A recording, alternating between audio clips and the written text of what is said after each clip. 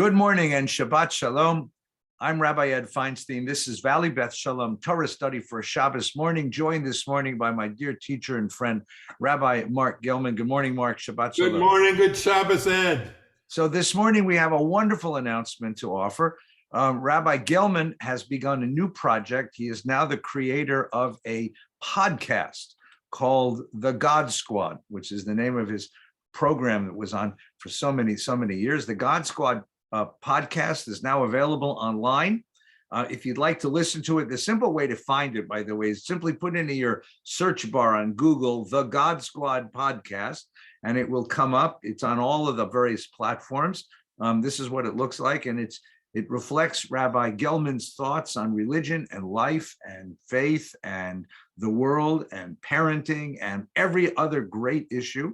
It's a joy to listen to. I've been listening to them this week, and I really heartily recommend this to everyone. So please look for the God Squad podcast. Marc, congratulations on this. Thank you, Eddie. Thank you very much. And eventually he's going to have famous guests, and we'll see. You're going to be the first one. Well, I think God should be the first one. So you better get famous pretty fast. I better get famous really fast. So we celebrated the holiday of Purim this last week. Joyful holiday, especially as the springtime is coming. And now we're beginning to prepare for the coming holiday of Passover. This is a season of the year when many religious communities celebrate the end of the winter season, the end of the rainy season, the beginning of the summer, the springtime season. Of course, in the Christian faith, this is the beginning. This is the time of Carnival, the time of Mardi Gras, the Feast of Fools in Europe, Purim in the Jewish faith, heading toward the season of redemption, Passover for Jews, Easter for Christians. But even in the Hindu faith, there is a holiday now. And Marc, who is an expert in these religions, Marc, tell us about this particular holiday. Yeah, today actually is the second most important holiday of the Hindu calendar. Most important is Diwali, but this is the second most important, and it's called Holi, spelled Holi, and it's a beloved holiday marked with extraordinary rituals in which people dance and sing and give gifts of food and stuff to each other and dress in all sorts of colors and smear their faces with all sorts of different colored paint. And so Holi is an extravagance of colors, and it celebrates. The story of it is it's in honor of one of the many Hindu gods, chief god Vishnu, and his devotee Prida, and the father of Prahlada, his disciple, was a demon king by the name of Hiranyakashipu. I knew a guy like that, but we called him Herman. And so that's the god. And he apparently had secret powers. He got him from these other demons called Ashuras, we have demons in Judaism, and Dibuks and other things, and they do too. And he was the king of them, and he earned special powers. And his special power was he couldn't be killed by either a human being or an animal. He couldn't be killed indoors or outdoors. He couldn't be killed during the day or at night. And he couldn't be killed by any projectile weapons or by any handheld weapons. And not on land, water, or air, which pretty much covers it all. So he couldn't be killed. And so he was so taken by this special quality that he had that he thought he was one of the gods. And he wanted everyone to worship him. And and this was wrong because he was a demon god. And so what happened is that Vishnu appears in the form of one of the gods, Narashima, who was a half human, half lion. You see that all the time, particularly in Greenwich Village. You see it like you see people, wait, is that a human or a lion? You wonder sometimes. And so he was a half human, half lion. And so what happens is he comes, which is neither a human nor an animal, so that checks off that box. He comes to Herman at dusk, which is neither day nor night. He took Hiranyakashipu and he took him at a doorstep, which is neither indoors nor outdoors. He placed him on his lap, which is neither land, water, nor air. And then he killed him with the lion's claws, which were neither a handheld weapon or a launched weapon. And that's the story of Holi and of the demise of the evil god. And it's very similar in a way to Haman and the switcheroo that happens with Haman. So here's this evil guy, Haman, his evil demon god, Hiranyakashipu, and the thing, they get twisted. Their strength is used against them, and they ultimately have a fall which restores good over evil. And that's the point of all these stories and all these religious traditions, ours included, which is that goodness will eventually triumph over evil. And that's the story, and that's why people celebrated this 2-day festival of Holi. And I'm thinking that in our discussions, we don't do enough interfaith discussion. It's not a big topic that a lot of Jewish students I've taught care that much about, which is a shame, because I believe that all the religions of the world are like mountain climbers climbing the same mountain to God on different paths.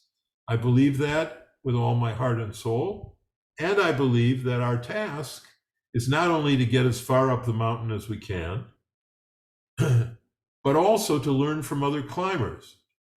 And I think we have done Hinduism a great disservice as Jews because we have abandoned the most important virtue we teach, which is thankfulness and gratitude, right?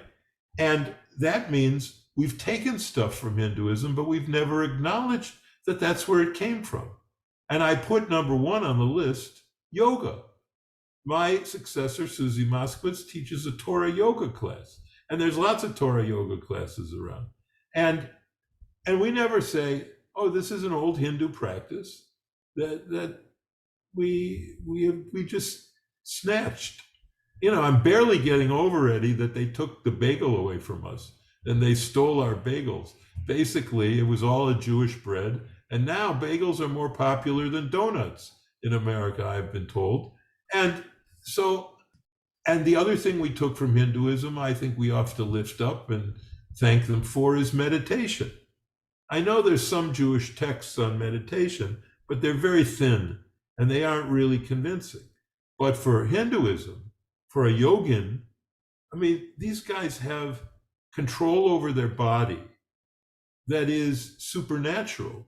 They can stop their heartbeat. They can, walk on a bed of nails, the whole thing you've seen. And I think what it teaches, and you and I have talked about this, you have some really interesting insights I want to hear from you about, we have very similar attitudes about the body. So let's back up a second. I think most of us have some rudimentary idea of what Christianity is because we live in a Christian society and we see the celebration of Christian holidays, we see Christian symbols about us. And because Christianity derived originally from Judaism, we have a sense of where we are the same and where we are different. Hinduism is much more is unfamiliar to most of us. There are Hindu Completely. temples in major American cities, but I think that most American Jews would be hard pressed to state the basic tenets of the Hindu faith. If we know anything about Hinduism, it's that Hinduism embraces a way of looking at the world which sees many, many gods, multiple gods. And these gods have personalities. As you've described, they have stories, they have mythologies. And as by contrast, Judaism insists on Adonai Echad, on monotheism. That is the watchword of this faith.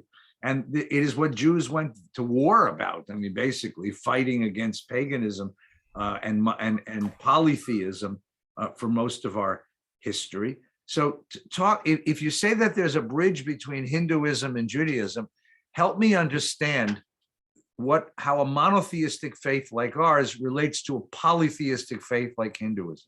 Okay, so here's how I see it. In Judaism, God is one, but God has all these manifestations in the world which are multiple. For example, the Shekhinah is God's feminine manifestation, who comes in the Lecha Dodi. We welcome the Shekhinah in the Sabbath in the form of the Sabbath Queen. There's male manifestations in the Kadosh Baruch Hu, and there's all these different manifestations of God, but God is one. In Hinduism, there's also manifestations, except each manifestation is a god, but they also have a chief god, which isn't well known, about Brahman, who is the chief god. And so it's more what would be called in academic circles a henotheistic religion. It means many gods. It's not pure polytheism, which is a bunch of gods all fighting each other. It's a bunch of gods with one chief god. So the difference is not as great as we might think between one God with many manifestations versus in Hinduism, many manifestations, each of which is a god. But there is a difference, though. I mean, let's think of some of the differences, all right? Okay. Let's turn for a moment and focus on our own faith.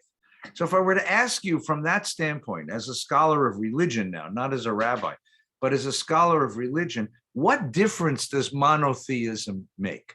Yeah. What is the principal implication of monotheism for a person's spiritual life?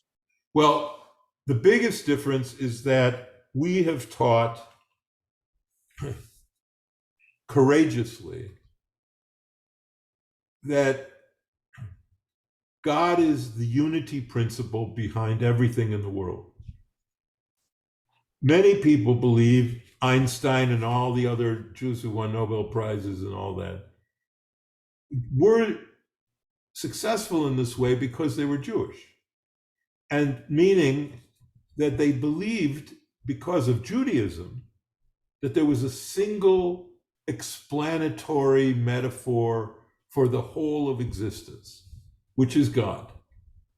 And the Greeks sort of stimulated that and continued it and added to it a non-Jewish idea, which we accepted, which is that this God is invisible and this God is immaterial, incorporeal, all-powerful, benevolent, all that.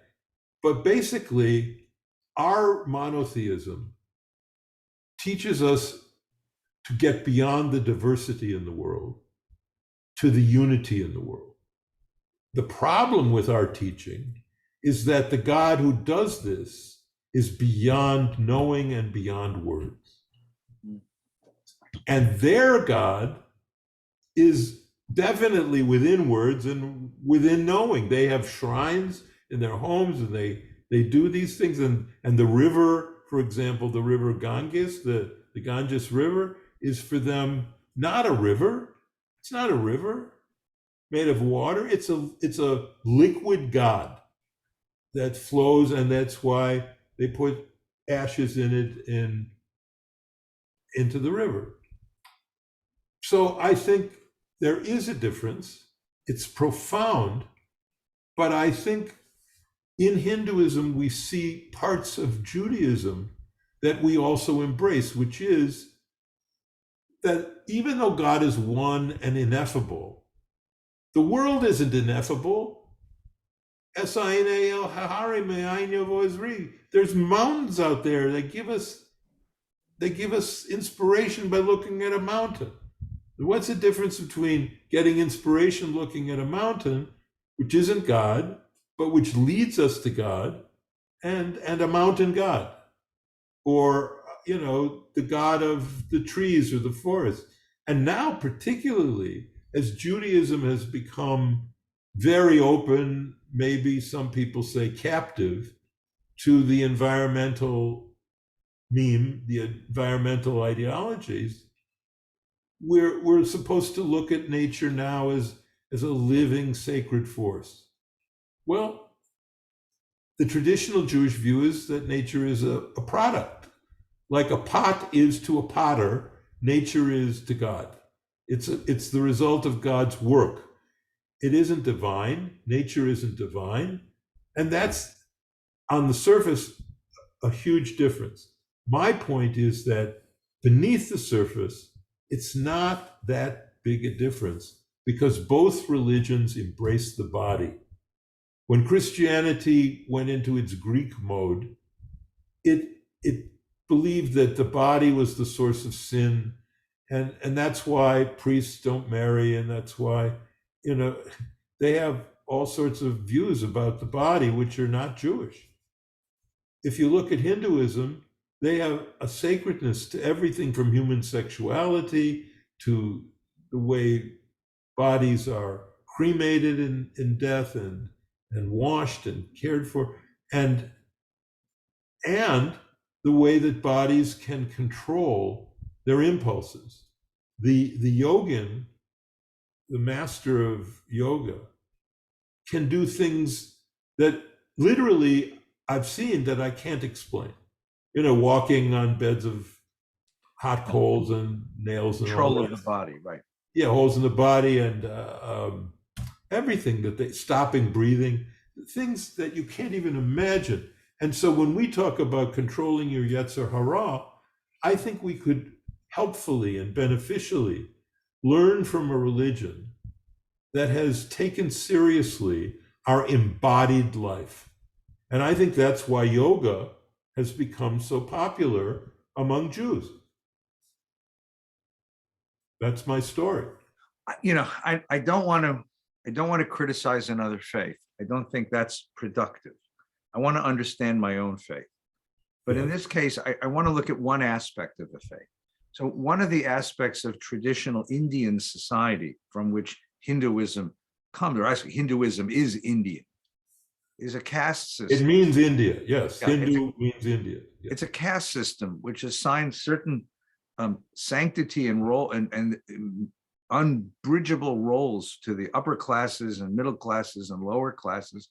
And it creates a lower class of people who can never rise in the society. I mean, the modern India has abolished this, but it still goes on existing in certain fashion in India, as I understand it. So please don't call in and tell me that I don't understand it, because I acknowledge I don't understand it. No, I think. And I'm wondering, I wonder whether or not, and I wonder whether that that system is reflective of a polytheism that understands multiple gods in a world, and therefore has multiple ethics.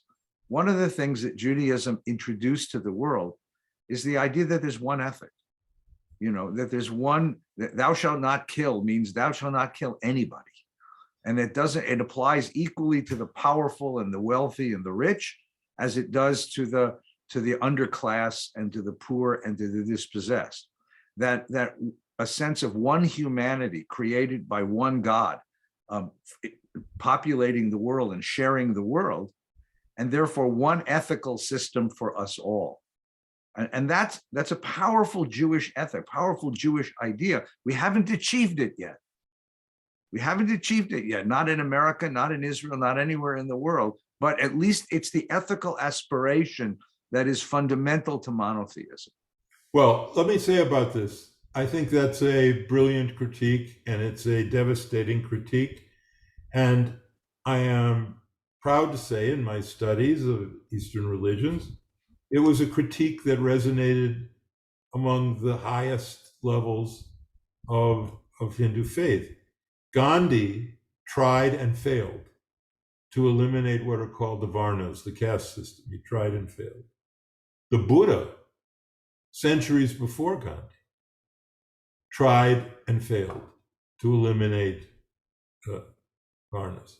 Now, I would just caution you on one level, since your critique of Hinduism, I think, is just and fair. However, I think it does overlook a caste system within Judaism that we definitely had and we still have.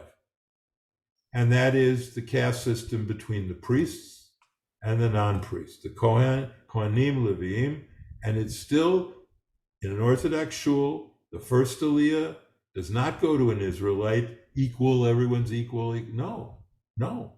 It goes to a Kohen. Second aliyah to a Levi. And then only after that do ordinary Jews get the. And back when there was a biblical Judaism and sacrifices that this week's Torah portion tells us about, it was an inherited caste system, the priesthood, which you couldn't join. Your father had to be a priest for you to be a priest. It was inherited. The rabbinate was not inherited. The rabbinate was a meritocracy. So I don't think it's totally fair to say that Judaism never had a caste system. We did, and the question is, would we have ever gotten rid of it if it weren't for the Roman conquest of Jerusalem? And my answer to that is no, we wouldn't have. We would still be sacrificing animals on the Temple Mount today. So I think there is, among ancient religions, and we are an ancient religion, and that's another thing. Hinduism is 6,000 years old. We say, oh, we're like 4,000 years old. They're 6,000 years old. The Vedas are 4,000 years before zero. And so I think among ancient religions, there was an understanding, which we reject now correctly, that certain people are born into different stations in life.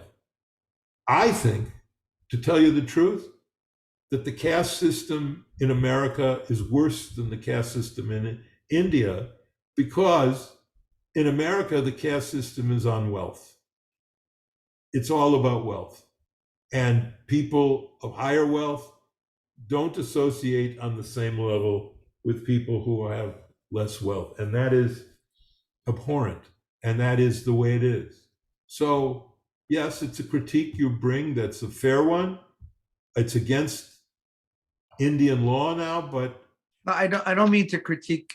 God forbid. Shudras are still there. And I don't mean to critique another faith. I don't think it's appropriate. I want to understand my own, and my own. That one of the aspects of Jewish life that I am particularly proud of, I think, and I think is an important contribution to human consciousness, is this idea of a universal ethic. That all of us. I mean, Genesis is not about Jews. God creates Adam, who is the father of and Eve, the father and mother of all humanity, and humanity is created in the divine image. So the preciousness of human individuals and the morality of how we treat them is a universal morality, and that is one of the Bible's most important contributions to human consciousness. And that biblical law, I mean, it did admit slavery, and there were other, but fundamentally, it aspires to treat everybody under the same rubric of justice. And you're right, there are special roles set out for the priests, but the fundamental laws of morality didn't apply to priests differently than apply to everybody else. And yes, in America, we have embraced a certain kind of caste system, which is grossly unfair and unfortunate and unjust, and something that we're now becoming very aware of, and trying to figure out, how does one undo this? Or how does one correct for this? And how does this remedy this? But this is, I think, one of the ideas The other idea, the one that you said earlier, I think is so very important, and you find it, I think, most beautifully expressed in the Jewish mystical tradition. Yes. Because the mystical tradition, in many ways, was affected by Hindu thought, which sees the diversity of experience and the diversity of phenomena in front of us, in all of which are windows into a fundamental unity. And to be able to see all of the things that we experience in the world as somehow responding to and coming from a flow of life beneath those experiences, and understanding that flow of life, as and calling it God. That's what we really call God in tradition. Yud Hey Vav Hey. God's name is a permutation on the three verbs to be. Haya Hoveh Yeh. What was, what is, and will be. Being is flowing through the universe, and we are all vessels of being, and seeing that unity beneath the diversity. Now that's somewhat different than the Hindu perception, because I think we emphasize the unity, and the Hindu perception, I think, and I'm not expert, the Hindu perception seems to emphasize the diversity of these things, and understanding that the sanctity of the unity is really what we're here to discuss. The Kedusha, I've made this argument over and over again, that in the Bible, Kedusha, holiness, means something set apart from the ordinary. But if you look at the way that Kedusha is used in a rabbinic tradition and in our parlance, Kedusha refers to bonding. On Friday night, we stand around the table, we hold each other, we raise a glass of wine, and we say Kiddush. We're bonded together. Two human beings bond to each other in matrimony. We call that Kiddushin. And when Mama died and I stood up to say Kaddish for the year, and I do it at Yisker and at her yard site, I say Kaddish because I'm still bonded to her. Kiddusha, which is the holiness. It's the quality of God that we can emulate, because Leviticus will tell us in a few weeks, Kadoshim tihiyu ki kadosh ani Adonai. You will be kadosh because I am kadosh. I can grasp an aspect of divinity, and what is it? It's bonding. It's the unity that is underneath the diversity. I think that is a remarkable insight, and really, in some ways, very fundamental insight of religion that we often forget in the practice of all the faith that we're doing, in buying matzah for Pesach and reading the Megillah for Purim. You forget that underneath this all is this wonderful sense that there is a oneness to it all, and we are all vessels of that oneness. Yes, I agree, and I agree with you. But I want to lift up something you said, which is that there is a great similarity in the Jewish mystical tradition and Hinduism. When you look at the mystical tradition's view of the body, for example, from Keter, the head, to Yesod, the genital area, to all of the different parts of the body have a certain spiritual correlate. And that's not exactly, nothing's exact, but it's very similar to the Hindu thing.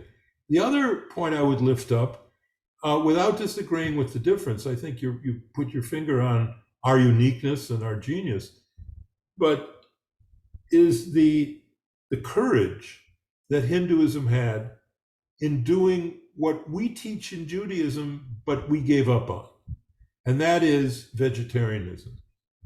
So it's clear from Rav Kook, the first chief rabbi before the state, but he was the one who made the Shita. He said about, how it's clear from Genesis 1 that only fruits and vegetables are to be eaten. It isn't until Genesis 9 that meat is to be allowed. So it's clear to him, and in Mosad Rav Kook to this day, all of the yeshiva bachurs there are vegetarians.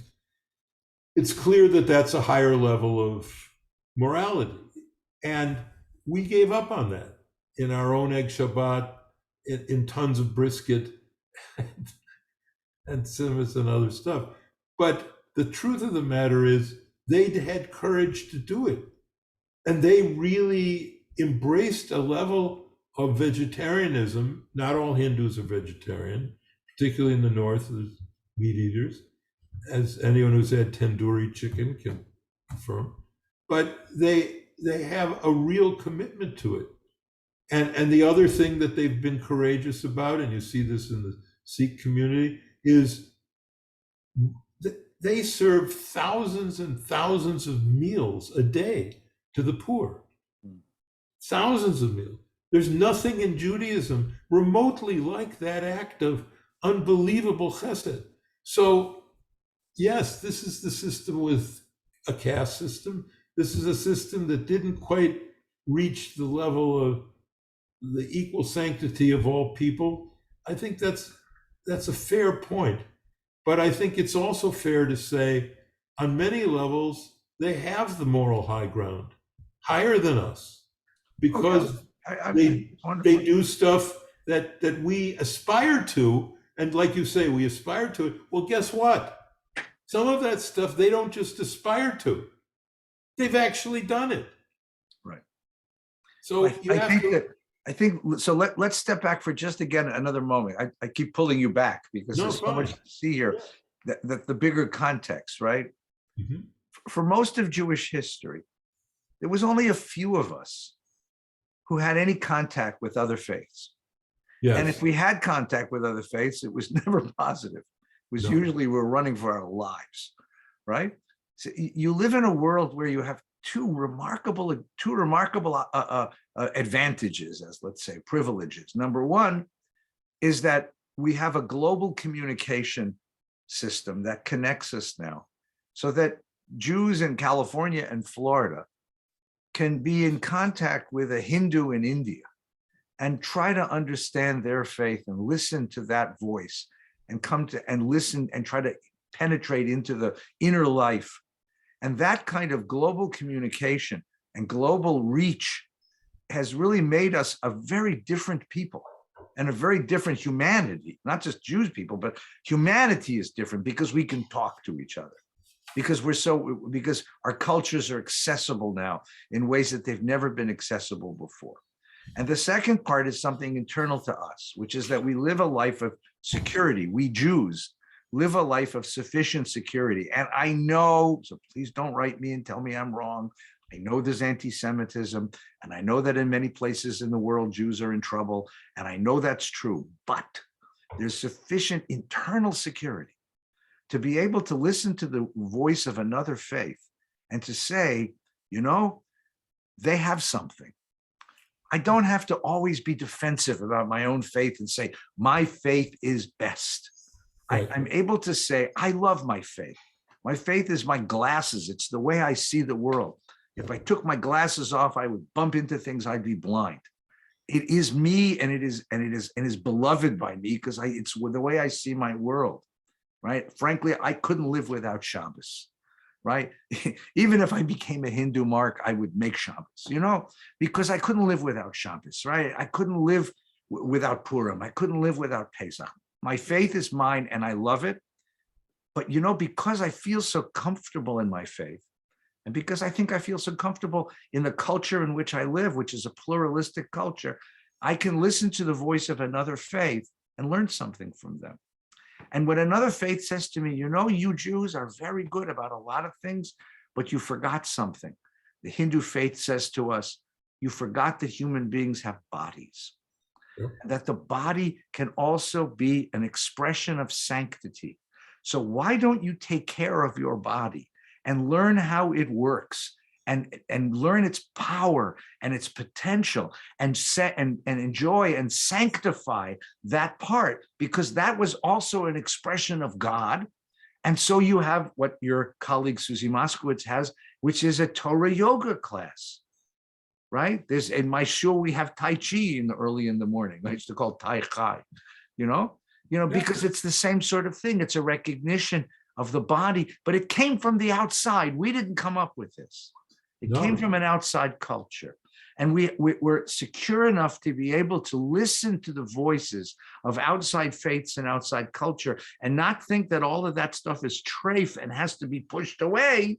You can invite it in and understand that it increases our capacity to live as Jews and to sanctify the world the way God has asked us to find sanctity in our world. And I think that's a great gift. And what you've done today is a gift. You've introduced us to a faith that most of us don't know much about at all. to a holiday none of us knew anything about at all. And it's a wonderful opportunity to say, yeah, there's things in the world that we can learn and bring in, and we can be conscious of this and do this creatively without changing the orientation we have within. There was a teacher I had once who taught me the most important thing about interfaith stuff. He said, Mark, there's never been a form of Judaism ever that did not take seriously what the rest of the world was learning about God. And if you look at, Maimonides' principles of legal exegesis, the Kal Vachomer came from Roman law. These principles arguing from major to minor premise, which are in every Talmud Bocher's repertoire, that's not Jewish. That came from the Roman world. And when we sing Adon Olam Asher Malach B'Terem Kol, that's a German beer drinking song that got imported into Judaism, and we use those, even the melodies, from other traditions. Wait, let's go. Let's amplify that, because I want people to understand something. So that's a German beer drinking song. Yes. The poem is written is a Hebrew poem written on the basis of Spanish Arabic poetic forms. We learned how to write rhyming rhythm poetry from the Arabs when we lived in Spain next to the Muslims. Wait. And the theology of that is a Greek Jewish theology, because we didn't have formal theology. Hu haya v'hu hoveh v'hu yeh v'tifara is a theology that we learned when Philo started learning Plato, yeah. And Sadia learned Aristotle through the Arabs. And so you have here a wonderful, Adon Olam is a wonderful example of what my teacher Gerson Cohn of blessed memory called the blessings of assimilation. Yeah. Where we borrowed forms from other cultures that made us better Jews. Now I know people are going to scream at us and say, "Wow, but we're assimilating. Yes, we are. But sometimes that assimilation actually strengthens us. And that's something we have to be very aware of. No, but there's a difference. People who worry have a right to worry, but they should be calmed in their souls, because what you and I are talking about is not assimilation. What it is called syncretism, which means you bring something from another culture, you transform it into your own culture and your own ways, and you integrate it. Assimilation is, to hell with Judaism, I'm now going to be something else. This is much more difficult, ambitious, but in the end, productive and holy. And I think that's what it means to understand your Judaism better. It means I need to understand the Jewish teachings about the body in the context of every religion that is taught about the body. And what do they have to say about the body? And oh yeah, they're saying things which are in Judaism. We just need to lift them up. And I've bored people to death about my Olam Haba, world to come stuff, which I got into my heart and soul because of Tom Hartman. We said, why don't you talk about the life after death, which isn't a Christian view only? We got it from you. Why don't you talk about it? It's your inheritance. And rabbis don't speak about it. So when you go and learn from another culture and tradition, what you end up doing most often, I think, is lifting up pieces of your own tradition that have fallen by the wayside and need to be reinvigorated so that Judaism can be even more vibrant, even more helpful in getting us up to the top of the mountain on different paths. Well, thank you, Marc, and thank you to everyone who's listened to us today. And I want to wish everybody a very good Shabbos. And a happy Holi. Sorry, and happy Holi, right? Yeah. Following this broadcast, at 10 o'clock, we have davening from VBS and a wonderful service this morning celebrating a couple getting married. And this coming week, we're going to be doing College of Jewish Studies on Wednesday night, and our guest will be wonderful teacher, Rabbi Mishael Tzion from Israel, who's going to be talking to us about Israeli religious life and how it's developed over the years. So join us 7 o'clock on Wednesday night. And once again, I want to put this up. We want to congratulate Rabbi Gellman on the God Squad podcast. Ask everyone to go and listen to him. You'll really learn something. You'll learn a great deal from this wonderful, wonderful teacher. And we're very proud to congratulate Marc on this accomplishment. Hope to hear many, many good words from him in the years to come.